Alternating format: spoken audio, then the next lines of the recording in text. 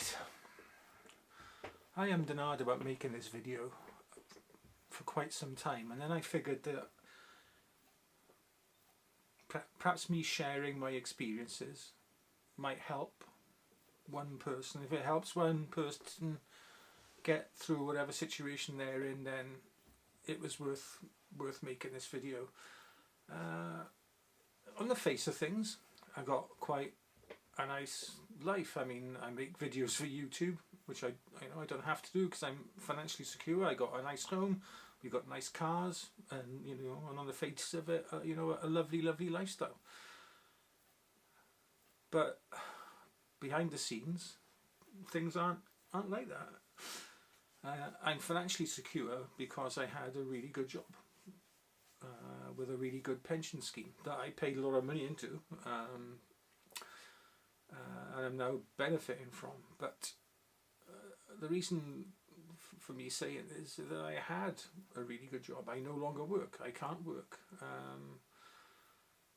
For those who may be watching one of my videos for the first time or have just stumbled across this during Mental Health Awareness Week, back in 2014 my entire life was turned upside down. At the start of 2014, my mum, who had dementia, got more and more sick over the winter. We couldn't go and see her because of a norovirus in the care home she was living in. So I couldn't go and see my mum as she was getting more and more sick. Not with norovirus, but with other things linked to dementia. And then eventually in the February, I did go and see her, and she passed away. Now, my mum was 87, I was 49 when that happened, so her passing away was, to be expected, I guess, but it hit me for 6. I wasn't particularly close to my mother, but you're still losing your mum.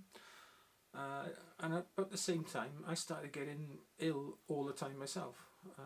I'd get virus after virus, I'd get vomiting, I'd get diarrhea, colds.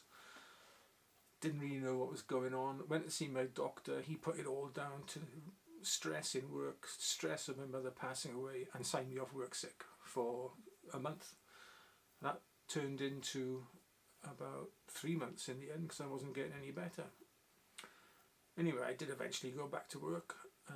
They offered me some counselling, which I started having, and then my back pain started in the summer, around about June time, just after I'd gone back to work.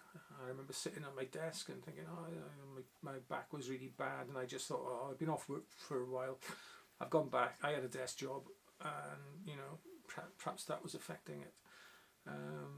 And I went to see my local chiropractor, as you do, and that wasn't getting any better. So one day Lisa suggested, my wife suggested, that I self-refer for an x-ray in our local hospital. So I went along, and they said, well, you have the results within 2 weeks.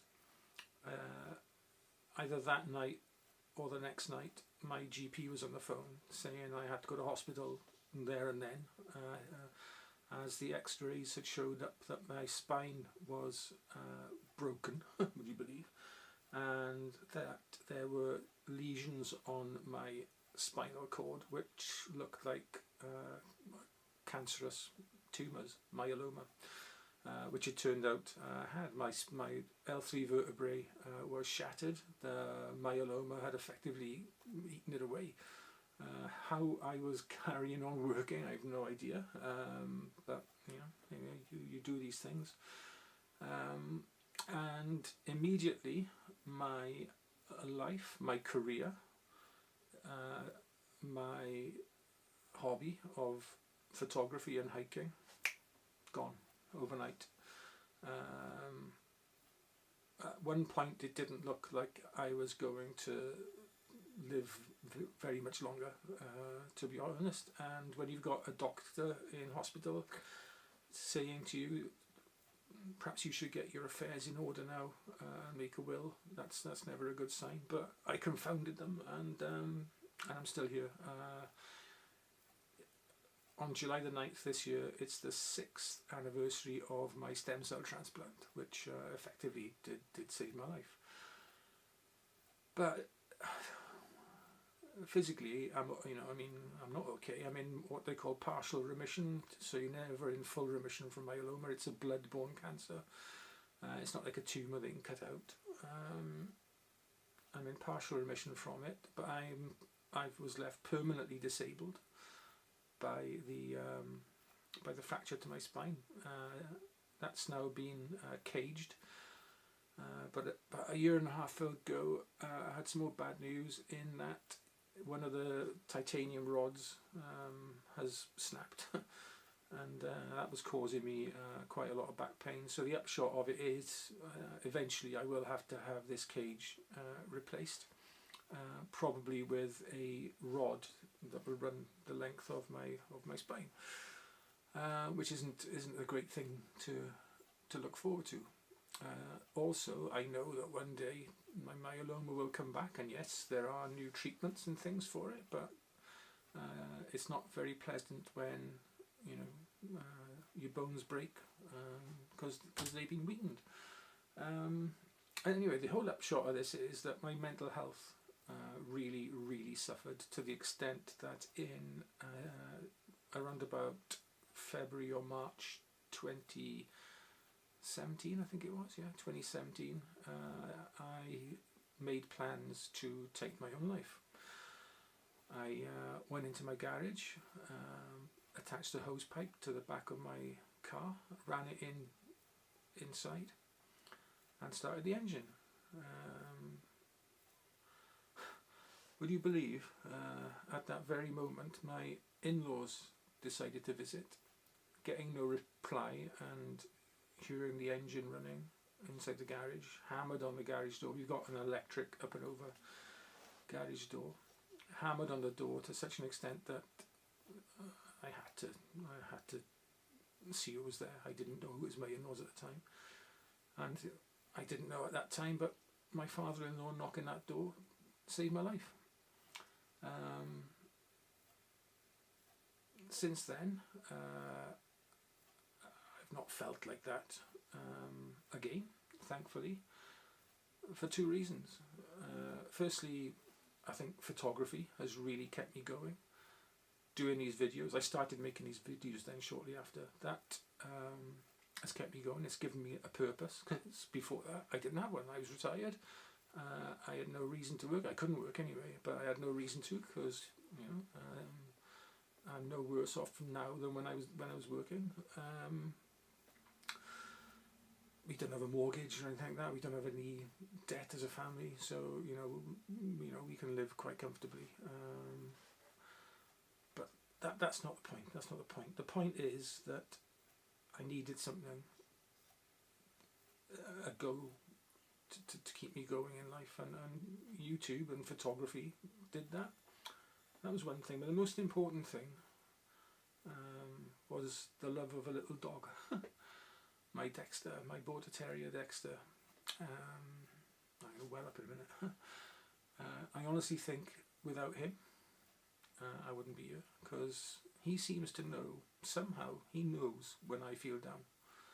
And if I'm in one of my lower moods, he comes in, takes one look at me, and then he'll go and get his favourite ball to play with. And he knows that I can't resist him bringing his favourite ball to me to play with.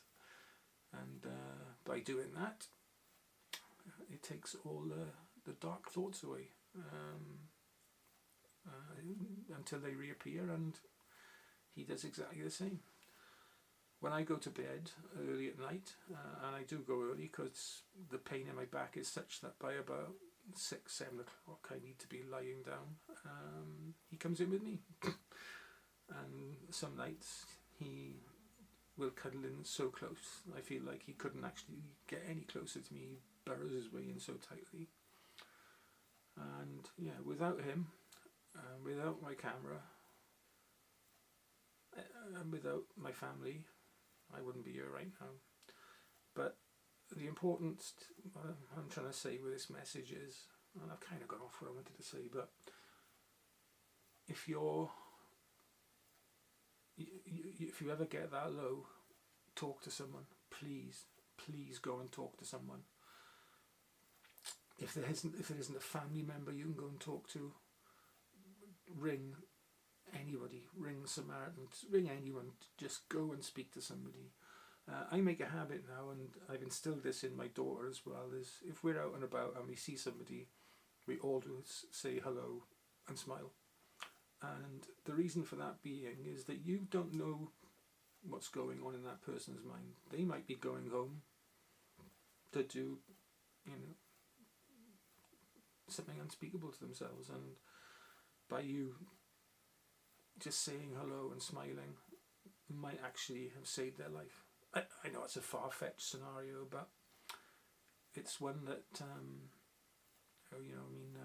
had somebody perhaps spoken to me that morning, I wouldn't have done what I was going to do. Had my father not turned up, I wouldn't be here now to talk to you. But what I'm saying is, talk to somebody. There's always someone you can talk to. Pick up the phone, speak to someone. One of the worst things I found with mental health issues is that you feel you're isolated and it's only you suffering from it, but it's not. More people than not have mental health issues. You're not alone. I know I'm not alone now.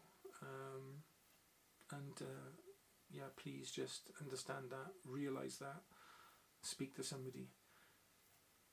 If you want to, message me on Instagram, or leave a message with this video, behind in the comments below this video, and I'll speak to you through the medium of YouTube or Instagram or whatever. Don't suffer on your own. Don't get into the state I got into. Somebody once said to me, suicide is a permanent solution for a temporary problem, and I kind of like that saying. Anyway, I'm going to go now and enjoy the rest of today. And tomorrow is my daughter's 20th birthday, so I'm gonna enjoy that with my family. I didn't know. I still don't even know if I'm going to put this video up on YouTube. I probably should, because if one person sees it and it makes them stop and think, then this video's done its job. Right.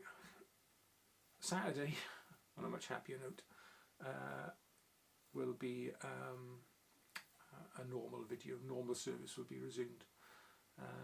Until then, take care of yourselves, stay well, stay safe, and Dexter and I will see you very, very soon.